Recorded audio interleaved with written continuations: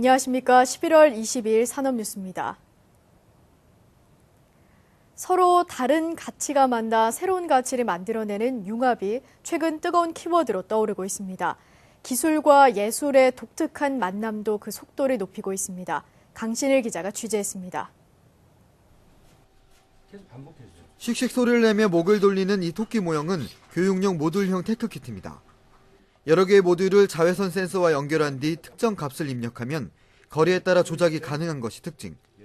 복잡하고 값비싼 기존 교육용 제품의 단점을 보완해 기대를 모으는 개발품입니다. 비슷한 원리를 적용한 패션 테크키트입니다. 전도성 실로 옷이나 장갑에 직접 모듈을 연결해 간단한 조작으로도 다양한 연출이 가능합니다. 미디어랩 출신들이 모여 지난 3월 창업한 이 업체는 이처럼 기술과 예술의 융합을 통한 새로운 가치를 추구하고 있습니다.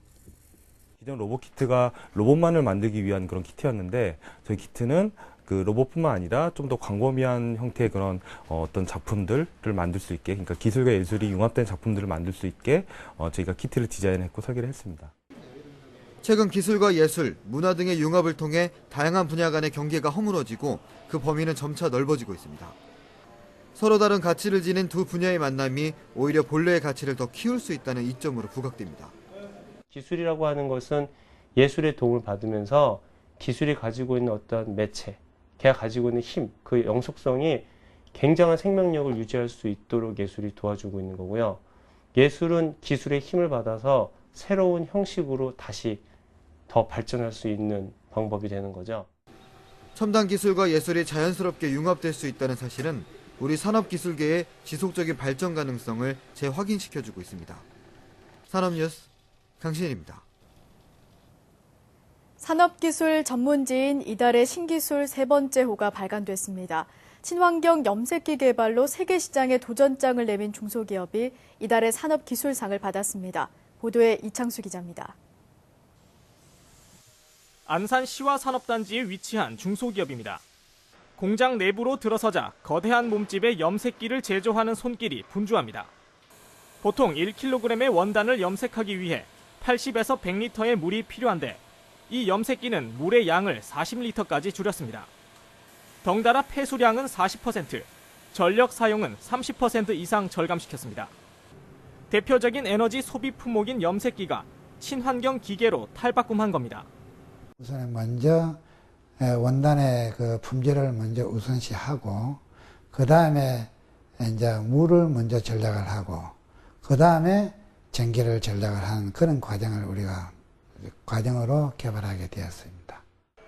이러한 차별화된 기술은 국내 염색기 시장의 90%를 장악했습니다. 동남아시아와 미주 등 해외 14개국에 수출하면서 올해 수출액은 이미 $10,000,000를 넘어섰습니다. 비결은 30년의 시간 동안 염색기 분야에서 한우물을 파며 이어진 끊임없는 연구 개발. 결국 외국 제품에도 뒤지지 않는 기술력을 확보했습니다. 지난 10월에는 산업통상자원부가 선정하는 이달의 산업기술상에서 최우수상을 수상하기도 했습니다. 섬유산업은 사양산업이라고 합니다. 근데 저는 사양산업이라 생각하지 않고 더욱더 우리가 친환경적으로 또 저에너지를 소비할 수 있는 기계를 개발함으로 또 섬유산업도 같이 발전할 수 있게. 그동안 섬유산업 중에서도 대표적인 3D 업종으로 인식되어 왔던 염색 가공 분야. 이제 우리 기업의 기술력으로 탄생한 염색기 한 대가 전체 섬유산업을 친환경으로 변모시키는데 적지 않은 기여를 하고 있습니다. 산업뉴스 이창수입니다. 기업들이 대졸 신입사원을 교육시키는 데 소요되는 기간과 비용이 모두 줄어든 것으로 나타났습니다. 한국경영자총협회 발표에 따르면 올해 대졸 신입사원 교육 훈련 기간은 평균 18.3개월로 5년 전 조사 때보다 1.2개월 줄어들었습니다. 기업 규모별로는 대기업이 23.1개월로 중소기업보다 9개월 이상 길었고 소요 비용은 1인당 평균 6천여만 원으로 조사됐습니다. 이는 기업들이 교육 훈련 기간을 줄이는 대신 양질의 교육으로 효율성을 높였기 때문으로 분석됐습니다. 정부는 청년들의 꿈과 아이디어가 창업으로 이어질 수 있도록 관련 예산을 대폭 확대한다고 밝혔습니다. 우선 대학 내 창업 동아리 활동과 창업 교육 등을 지원하는 창업 아카데미 사업 예산을 올해 69억 5천만 원에서 내년에는 100억 원으로 늘립니다. 대학생의 우수 아이디어에 대한 사업화 비용을 지원하는 창업 동아리 사업도 400개에서 1000개로 대상을 확대할 방침입니다. 창업교육 지원 대학도 30개에서 50개로 확대하는 한편 기존 강좌 방식을 멘토링과 컨설팅 등이 포함된 형태로 개편할 예정입니다. 계속해서 주요 산업단신입니다. 한국과 캐나다 간 제14차 FTA 공식 협상이 25일부터 닷새간 서울에서 열립니다. 협상을 통해 두 나라는 전 분야에 걸쳐 남은 쟁점에 대한 절충안이 모색해 협상을 진전시킬 예정입니다. 정부가 과학기술 빅데이터를 적극적으로 활용하기 위해 과학 연구 데이터를 국가 차원에서 공동으로 수집 관리하는 체계를 마련합니다. 이를 위해 미래창조과학부는 관련 정책과 법 제도를 정비해 나갈 계획입니다.